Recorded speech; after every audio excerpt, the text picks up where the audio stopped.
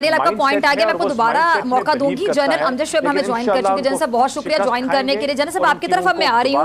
General साहब भारत के इस मामले में हम देखते हैं कि अक़वाम मुत्तहिदा क्यों एक्शन नहीं ले रहा, बल्कि उल्टा एक्शन लेना क्या कि एक काबिज मुल्क जिसने कश्मीर के हवाले से तमाम करारदादों को हवा में उड़ा दिया, कोई अमल नहीं किया, उसका अवाम पर जुल्म और जबर भी जारी है, दुनिया देख रही है, उल्टा भारत को सलामती कौंसिल का रुकन बना देना। मुझे तो ये चीज़ समझ ही नहीं आ रही, ज़रा समझाइए जनरल साहब ये क्या हुआ है। बिस्मिल्लाहिर्रहमानिर्रहीम। देखिए, भारत अकेला कैंडिडेट था, उसके मुकाबले पे तो कोई खड़ा था नहीं वहाँ पे, जिसकी वजह से कोई मुकाबला होता और फिर उसमें ये फैसला किया जाता कि इन दोनों में कौन बेहतर है और उसको वहाँ पे मेंबरशिप दी जाए। तो एक तो ये अलमिया था कि भारत का इलेक्शन तकरीबन आप कह लीजिए कि तयशुदा बात। दूसरी ये है कि मसाइल हमारे खित्ते के ममालिक के हैं, तकरीबन सारे मुल्कों के मसाइल है भारत के साथ, और भारत एक एक्सपेंशनिस्ट पावर है। एक वो मुल्क है जिसने कि अक़वाम मुत्तहिदा की करारदादें जो हैं उनको पामाल किया है, और उसके साथ साथ ये देखिए कि हर किसी की, यानी जितने भी हमसाया ममालिक हैं, सबकी ज़मीनों पे, सबके इलाकों पे उसकी नज़र है, और हर जगह वो कहीं ना कहीं पाँव फैलाने की कोशिश कर रहा है। अब ये सारी चीज़ें मौजूद हैं, लेकिन चूंकि ये खित्ते के मुल्कों के मसाइल हैं और खित्ते के मुल्क खुद आपस में मुत्तहिद नहीं है, भारत ने इनको अकेले अकेले डील करके, जैसे सार्क में उन्होंने पाकिस्तान को अलहदा कर लिया और फिर नेपाल और इन लोगों को धमका के बांग्लादेश वगैरह इनको साथ कर लिया। ये वो चीजें थी जिनकी वजह से खित्ते से भी कोई आवाज उनके खिलाफ नहीं उठी। अब चीज ये है कि भारत मेंबर बन गया, और भारत के मेंबर बनने से पाकिस्तान के लिए कुछ चैलेंजेस होंगे। उसके साथ साथ ये है कि हमें वहाँ पे ये भी मौका होगा कि जब भारत सिक्योरिटी काउंसिल में बैठा नजर आए तो हम अपना नुक्ता नजर जो है वो पेश करें, और हम पे डिपेंड करेगा कि हम कितना इफेक्टिवली करते हैं। नुक्ता नजर से मुराद ये है कि भारत, अच्छा जनरल सॉरी मैं आपकी बात काट रही हूँ, ठीक है, नुक्ता नजर से मुराद भी जरा बताइएगा, साथ हमें चैलेंजेस की बात की वो भी बताइएगा, क्या हो सकते हैं, क्या नुकसान भी हो सकता है पाकिस्तान को। जाहिर बात है नरेंद्र मोदी, इनकी पॉलिसीज, RSS की सोच, कौन वाकिफ नहीं है।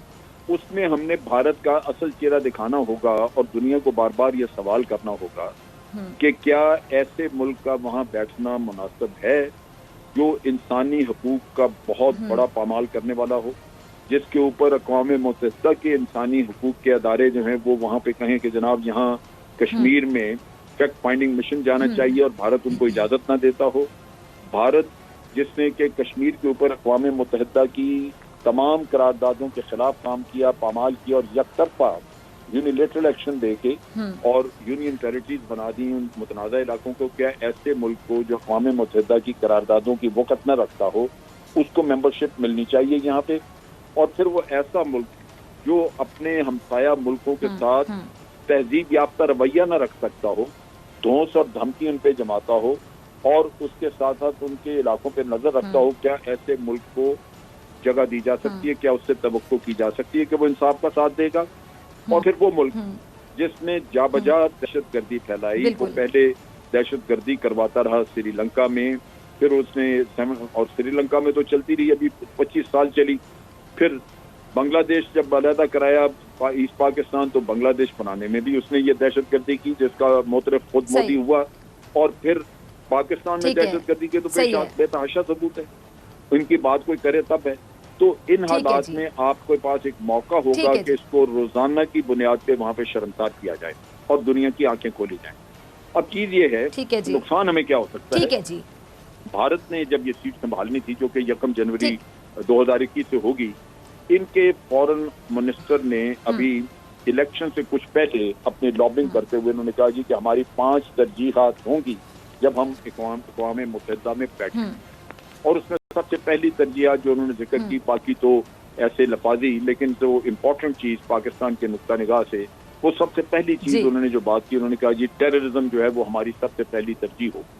अब टेररिज्म की बात जो वो करते हैं तो उसमें वो टेररिज्म को खत्म करना, ये अपना जो टेररिज्म करा रहे हैं उसकी बात तो वो लाजमन नहीं करेंगे।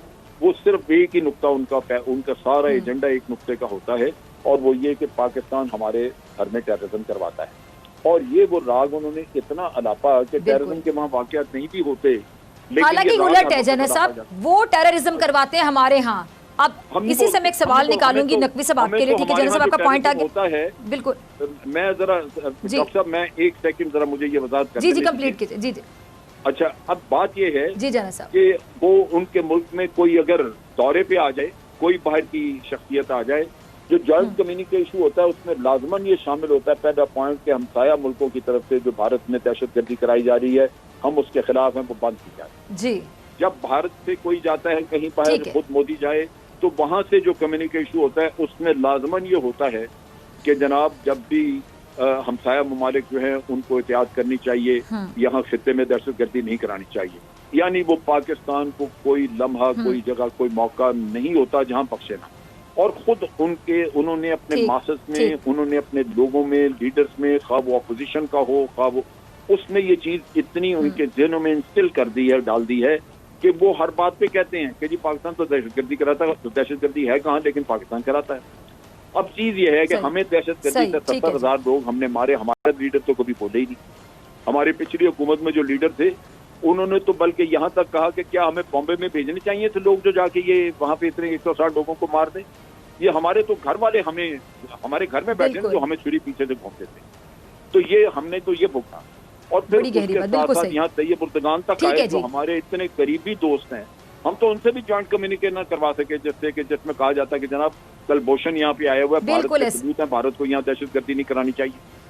हमारा इसमें सबसे बड़ा फेलियर हमारा अपना है। ठीक है जनरल साहब, मैं मिसाल दूंगा डॉक्टर साहब, हमारा अपना फेलियर, बिल्कुल सही कह रहे हैं, दीजिए फिर आप सबको जनरल साहब। जी जनरल साहब, आप देखिए जब पुलवामा का वाकया हुआ, जी तो पुलवामा के वाकये के ऊपर इधर पुलवामा का वाकया होता है, घंटे के बाद भारत इल्जाम लगाता है कि पाकिस्तान ने ये काम कराया। शाम तक जी अमेरिका से बयान आ जाता है कि India retains the right to retaliate, France से राइट आ जाता, ऐलान आ जाता है कि India retains the right to retaliate, Germany कह देता है, ऑस्ट्रेलिया कह देता है।